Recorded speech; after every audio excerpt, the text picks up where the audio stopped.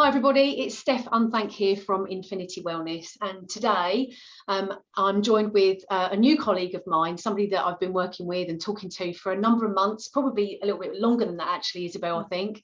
And we're really excited to bring to you a series, just 2 or 3 short video casts that are going to particularly look at an area of, I guess, emotional resilience, but also looking more deeply at the kind of themes around embodied resilience and trauma-informed leadership, which I'll get onto in a bit more detail in a second. But I just want to welcome Isabelle first. Hi, Isabelle. Hi, thanks for having me, Stephanie. It's so good to have you on the screen today, and really good to just deepen this selection of video casts that we've now got available for our viewers, our followers to watch, either through LinkedIn or through YouTube. And Isabelle, I know quite a lot about what you do as an emotional resilience coach and therapist and teacher, but maybe do you want to share a little bit about you as well for the audience so they can get to know you a bit better? Yeah, I can share a little bit about me. So I guess I spent about 20 years in the corporate world before I came to this work. And to cut a long story short, I came to this work through my own personal experience of burnout, which was quite deep and took me quite some time to recover from. And so again, to cut that really long story short, that's really led me to moving into this area of emotional resilience, embodied leadership, helping mostly female leaders to develop their inner resilience so that they can have the impact that they want to have without burning out, but also working within organizations with their leaders and generally on trauma-informed leadership, which I know we'll get more into in a moment. And I think at this time where, the workforce is highly stressed, that sense of resilience and practicing a form of leadership that's trauma-informed, that's compassionate and empathic is really, really important. So I'm very excited to be having that conversation with you today. Me too, and I'm just really pleased that we've got this platform to be able to start these conversations and get people involved in the discussion. I think it's going to be really helpful.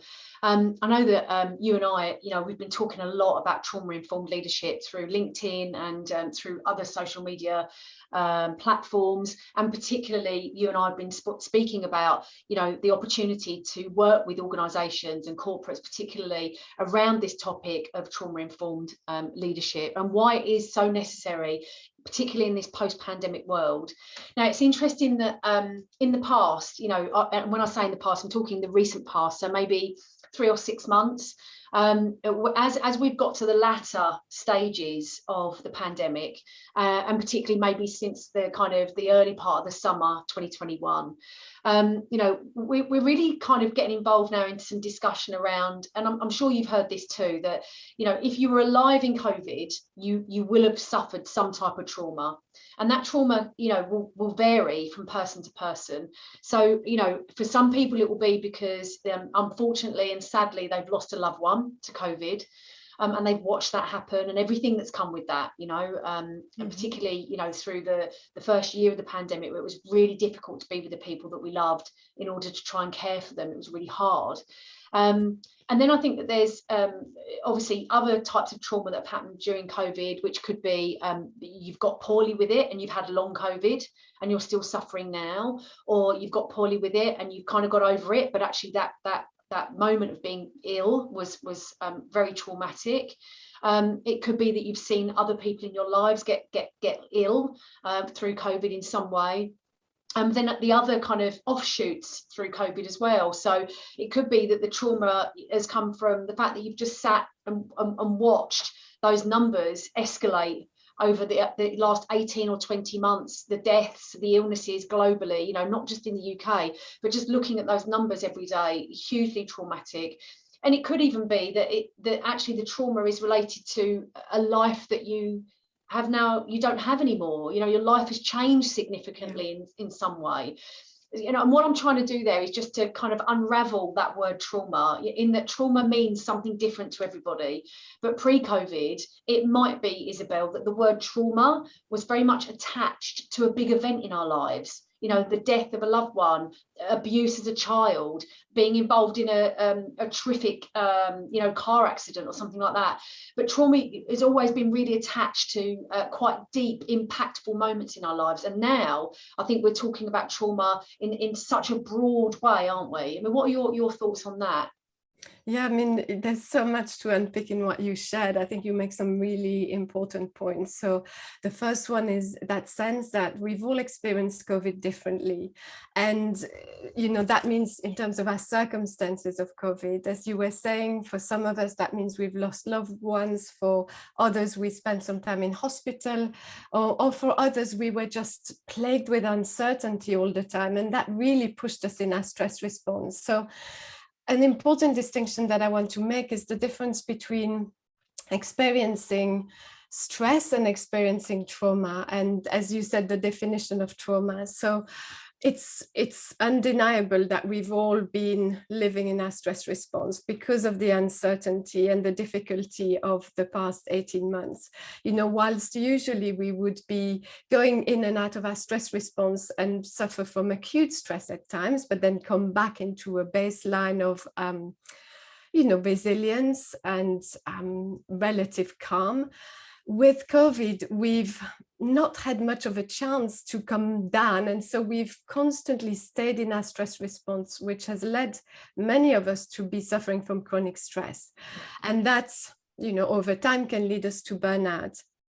Now, what you talked about in terms of trauma is important in that definition. It used to be that we talked about trauma in relations to shell shock, you know, the soldiers coming back from combat and being heavily traumatized. But over time, the definition has changed. And really now we talk less about the event itself being traumatic, but about how our nervous system has been able to cope. And when our nervous system is overwhelmed by a circumstance that we're experiencing, that's when trauma is likely to happen. So I think it's really important to clarify that trauma isn't so much about the situation or the circumstance, but about how our nervous system is able or not to cope with what's happening.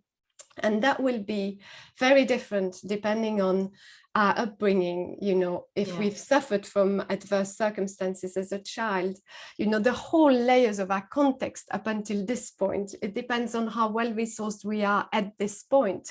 You know, we've all, to take a more day-to-day example, we've all had days where we've, you know, somebody's cut us off on the road, and at times we feel like, oh, it really doesn't matter. But at other times, it's just the last drop that pushes us over the edge. And it's a little bit like that in terms of some days we feel more resourced, some days we feel less resourced. And then we have all the past and our previous experiences and our context within us at that moment. So we've all experienced different circumstances through COVID, and we've all dealt with it, or our nervous system has coped with them in different ways, which means that there are as many experiences of COVID as there are people almost. Some will experience trauma, and that's really being stuck in that stress response.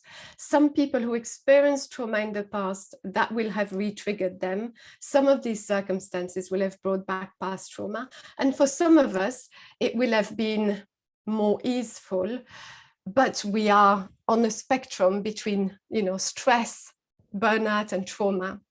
So I think it's fair to say that we are all on that spectrum with, of course, because of what we've gone through, more people probably suffering from trauma than collectively than we've had before, by the nature of the events and how they are most likely to have affected us. So I think that it's really important to understand that trauma isn't the event, but how our nervous system is able to cope or not. When it feels overwhelmed, that's when we experience trauma. Yeah. And as you said at the beginning, the important part to recognize in a lot of this is that without COVID, you know, and I'm making a very sweeping generalization here, right, is that you would experience some stress, a trigger of some sort, but you would come back from that.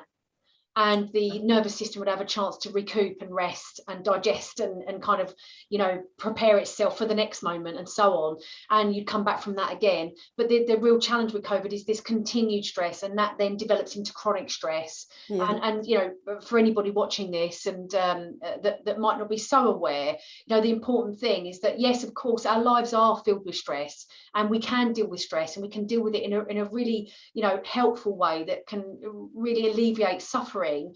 But the challenge with ongoing stress is that's what causes it's the chronicness to that. So ongoing, never stopping, you know, the nervous system, you know, always being engaged in a way that essentially is going to cause us more suffering long term, and can lead to you know, quite significant impacts. The thing that I want to just ask you though, Isabelle, if that's okay, is that obviously you and I both work in the kind of corporate sector. I know that we still both work with individuals as well, and we deal with individuals as well from a therapy perspective. But when we're doing a lot of our work in the corporate sector with businesses, whether that's a small business or a medium enterprise or even a large business, sort of a FTSE 100 business or so on, for you, I mean, and the experience that you've got with this work that you've done and all of the knowledge that you've got around trauma-informed leadership, how do you see the shift in terms of leadership capability and skills pre-COVID, and now how those leadership capability and skills need to be developed in these latter stages of COVID as we come out of the back of the pandemic? What differences do you see there in terms of the skills and the capabilities that leaders now need in order to be able to lead in a trauma-informed way? Yeah, that's a great question. And I think to begin with, I'd love to talk, because you again, you made some really interesting points about the ability to, you know, we have stress, but we come back to our baseline and we're okay. And then sometimes it really pushes us over the edge. And I think to start talking about that trauma-informed leadership, it might be interesting to talk about Daniel Siegel's window of tolerance, which you're obviously familiar with, because that's where we want to be, right? So the window of tolerance is this window within which we might fluctuate, you know, up and down. We experience stress, but there's an elasticity within us and a resilience. That means that we can recover, come back to our baseline. So within that window of tolerance, we operate quite well. But when we experience stress that is too much for too long, or just that little bit that pushes us over the edge, we get out of our window of tolerance, either in hyperarousal or hypoarousal. And without going into all those details of neuroscience and so forth, what we want within the workplace, because that's when it's much harder to bounce back. You know, we've now been pushed out of the window within which we operate well. So we want workplaces where that facilitates that ability to work well within our window of tolerance, rather than workplaces which unwillingly, most likely, will push us out of the window of tolerance and cause harm, you know, without wanting to. And what that means, if we only talk about one thing from leaders in particular, is the ability to co-regulate. So the ability to help people to come back to their baseline when they feel stressed, anxious, when they experience, or maybe they're re-triggered. And to be able to do that, again, if I simplify it drastically, the first thing that we need to look at is how can we help our leaders, who are, by the way, also suffering from this stress and this, you know, they've been through COVID as well.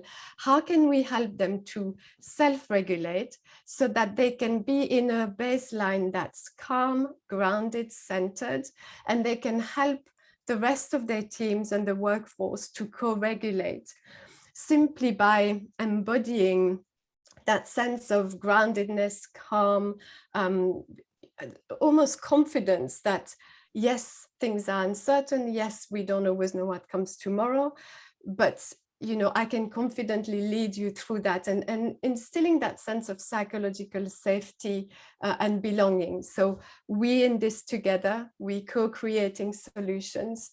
There's a sense of calm and grounding, and that comes from the leader at the very baseline, being self-regulated. So I think that's the base, and I can expand on that more if we have time. But I think it's brilliant, right? We've just kicked off such a fantastic, quite deep discussion on this. I guess the conversation, the dialogue that we want to get going around trauma-informed leadership. And I think that what we'll do is, this is a great place for us to pause. And I'm going to ask everybody that's watched to this point to please tune into the next episode. So this is episode 1. We're going to film another episode. We always like to do these as short as possible, so that you can just, watch this episode. It's only 13 minutes. You'll be watching this over a cup of tea, hopefully, and a rest that you probably deserve during your working day. Learn a bit, right? Learn some stuff and share it with your colleagues, and also share it with your line managers. We're really able to support and help and give this information quite freely. And obviously, Isabelle and I, we really want to help as many people as we can in these stages, particularly in the latter stages of the pandemic. But I suppose what would be great, let's sign off now, Isabelle. Let's call this episode 1. And for everybody that's watching, don't forget to like this episode of this podcast through YouTube. If you're playing this through YouTube, share it, engage with it, give us some comments, engage with the content, and don't forget to subscribe to the channel. But we'll see you next time for episode 2. Thank you so much, Isabelle. Thank you for having me, Stephanie.